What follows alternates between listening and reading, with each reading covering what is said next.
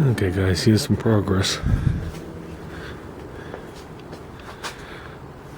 Hinges are off. This is just basic masking, just so he can continue on and not get everything all covered. I'm not going to take the column out, but I'm going to try and loosen it and slide it in so I can mask it better. Right now that's masked on top of the paint, just so he can keep working. Just like we'll mask all these holes closed, so he can come in here and do all this, take these bolts off. Speedometer cable is going to be a problem that's staying. And the only thing that's really here is the old fuel line, which is coming out of the car.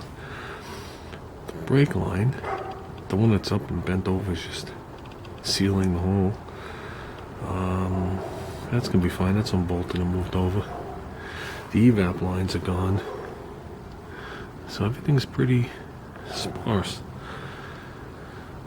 So now I can come out here and finish. Accelerator cable's gone. So not much more to go, truthfully. A little going over and then some areas here. And we're going to drop down about 1/4 of an inch from there. Took that strip off. So he's been doing it all. I did find something very interesting.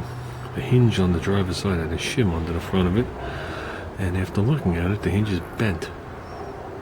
So I don't know if I could straighten it or can't straighten it.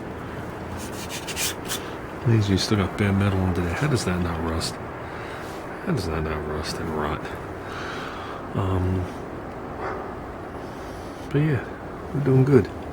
So I'm going to show you guys the hinges, not to make this video too long. Okay, here's the hinges. This is your passenger side. Obviously that's the driver's side. Springs come right off these things. No problem. There's actually an adjustment up or lower.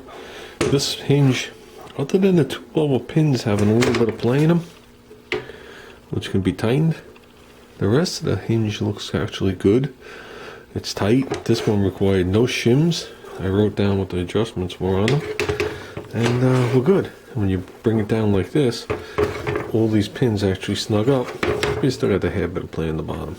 That could be tightened. This one actually functions the same way, except it's bent. It's bent right there. I'm going to show you. Is it a bend in it? Let me put... Hold on, I'm going to put you down for a second. If you look, the one to the right is bent.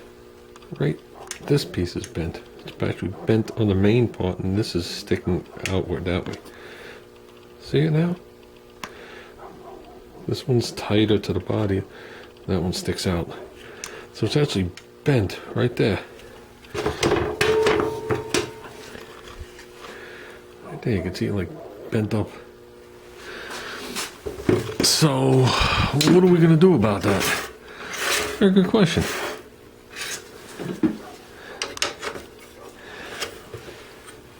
There's no way looking at it. That's a very, very, very good question.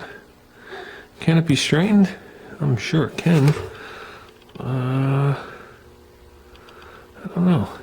That's some bend in it. It's only in the one spot. Everything else is okay. I don't know if I did that when we were tweaking the red hood, and I tweaked over the hinges, but then the other one would be bent. So I don't think I did. It's just coincidental that this side of the car was the side of the car that was hit, but it wasn't hit that hard. It wasn't hit that hard, and why wouldn't it have bent both hinges? And they look like the original hinges to me. You can see both these hinges look exactly the same on the back. They were never painted, but you got the white overspray coming down them, if you look at it this way. So I don't think the hinges were ever changed. I know that's definitely the hood to the car, because the corner of the hood, there's a little corner, a little area like the size of this, where the paint failed on it from them massaging the corner. But other than that, I had never seen anything else wrong with the hood either.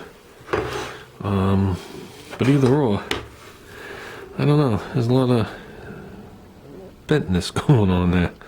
So, and I definitely don't want to run into hood alignment issues every time I close the hood. Well, you get that magic time you close it and it shoots over and takes the paint off the top of your fenders. If you look at the other one, the hood was like kind of in the center. This one, the hood was pegged. But it looks like it was pegged from the factory going by the paint line around it. So,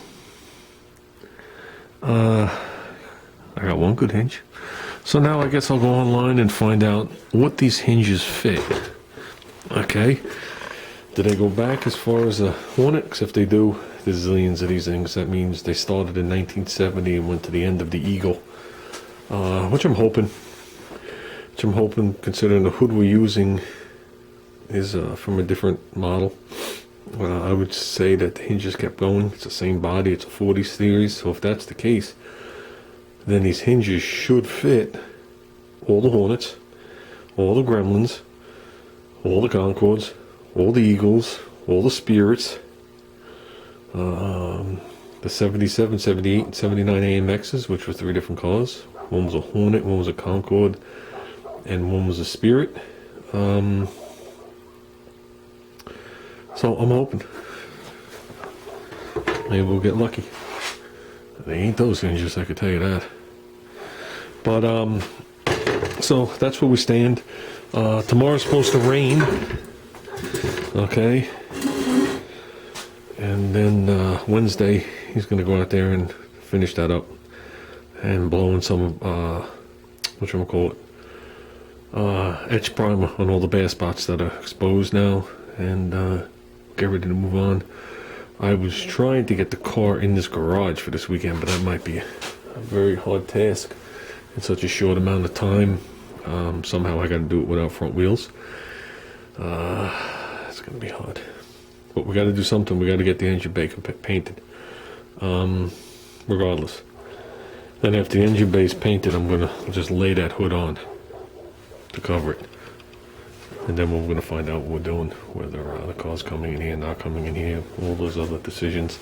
But one thing at a time. So I guess I'll go back in the house and figure out what we're going to do with this hinge. So, who knows? I might put another hinge on. Probably still needs the shim. That shim looked like it was there from the factory. But it might not have been. I'd have to, I guess, look at the bottom of the hood. These cars are assembled with the hoods on them and then painted. Just so you know, engine and tranny comes in from the bottom. That's like the big deal. I made a video about this but never posted it, but the big deal with the AMC guys is to put the engine and trannies from the bottom when they're doing a full restoration. And there's a couple different ways of doing it. We want to do it just to do it once and say, oh yeah, we did it. Basically, when you put it on, it's going to have the front cross member and the rear tranny cross member. And you're rolling under the car, you pick it up with the crane, lift it up, and put all the nuts on. And it's in. But in order to do that, you have to take apart the suspension. Okay, but we already have the suspension apart, so for us it's no big deal. That's why a lot of people just don't do it.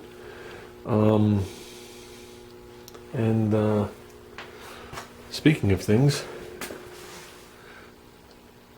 yeah, Junior picked that up for me. Isn't that pretty cool? Looks familiar, don't it?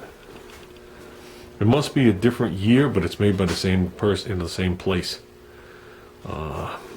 This lip is different. This lip is a little finer on mine, a little heavier on that one.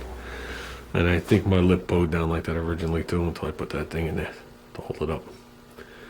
So, but yeah, Junior picked that up for me. He wants me to actually redo it and paint it, put it on the car.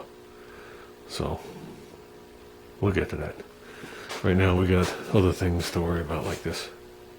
And getting this wagon out of here. So with that, guys, I'm out of here. I'll talk to you later. I guess we'll come up with something.